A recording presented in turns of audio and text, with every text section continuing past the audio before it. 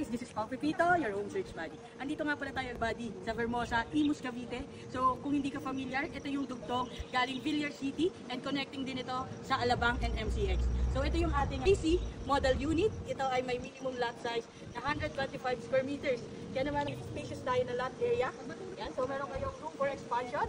Provision ito for 1 to 2 carport. Pagkaganda ng space mo for future expansion. So ito ay complete finished turnover. Ito ang ating ground floor para kay PC.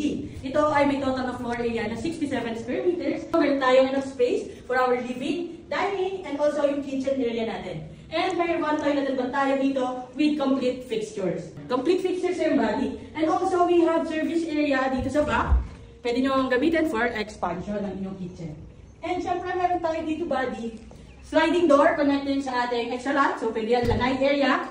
And pagdating naman body dito sa ating second floor, so meron tayong total na 3 bedroom dito and 1 toilet and bath. So modern design na po body ang ating facade. And may tamang space tayo para sa ating 3 rooms.